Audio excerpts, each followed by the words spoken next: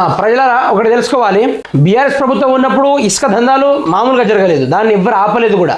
ఇప్పుడు రేవంత్ రెడ్డి వచ్చేసి దాన్ని ఆపేస్తాను అని చేసేస్తాను చెప్పిన రేవంత్ రెడ్డి మరి వాళ్ళ సొంత చెల్లె ఏం చేసిందో తెలుసా? ఆ ఇసుక దందా వెనకాల ఎవరున్నారో తెలుసా?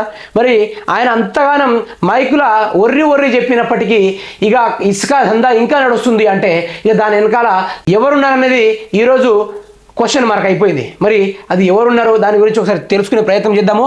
ఇసుక లారీల వెనుక ఉన్నది ఎవరు?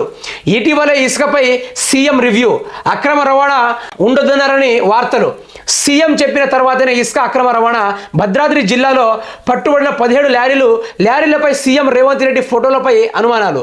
సీఎం వద్దన్నాక కూడా అక్రమ రవాణా ఏంటి? ఆయన కాదు అంటే అవునని అర్థమా? మంత్రులైనా ఇంకా పెద్దోళ్ళు ఉన్నారా? ఇది ఒక చర్చనీయాంశం ముచ్చట.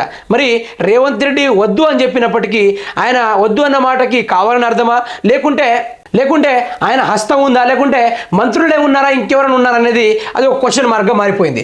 నా మాటే శాసనం, నా మాటే జీవో, స్వయంగా రాష్ట్ర ముఖ్యమంత్రి రేవంత్ రెడ్డి ఓ సందర్భంగా చెప్పిన మాటలు ఇవి.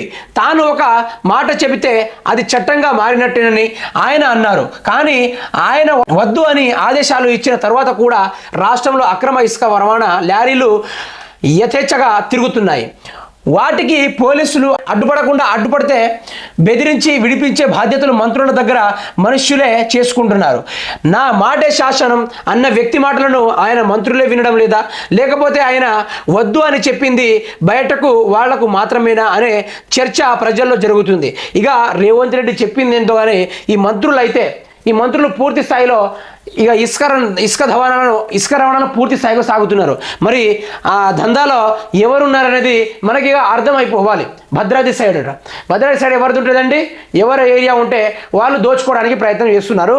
ఇక మంత్రులు ముఖ్యమంత్రి చెప్పినప్పటికీ మంత్రులే మాట వినడం లేదంటే మరి వాళ్ళకి ఎంత అండర్స్టాండింగ్ ఉండాలో ఇక అర్థం చేసుకోవాల్సిన పరిస్థితి ఉంది. ఉమ్మడి ఖమ్మం జిల్లాలో ఇటీవల దొరికిన ఇసుక లారీల తీగ లాగితే డొంక ఎక్కడుందో కదులుతున్నట్టుగా తెలుస్తుంది. అంతేకాదు ముఖ్యమంత్రి రేవంత్ రెడ్డి అవును అంటే కాదు అంటే అవునని వాస్తవ పరిమాణాలను బట్టి చూస్తే అర్థమవుతుంది. ఎందుకంటే కొద్ది రోజుల క్రితం ఫార్మా సిటీ రద్దు అన్నారు. ఆ తర్వాత ఏమైందో ఏమో కానీ ఆ నిర్ణయాన్ని వెనక్కి తీసుకున్నారు. అలాగే ఎయిర్పోర్ట్ మెట్రో రద్దు అన్నారు. ఆ తర్వాత రూటు మార్చేశారు.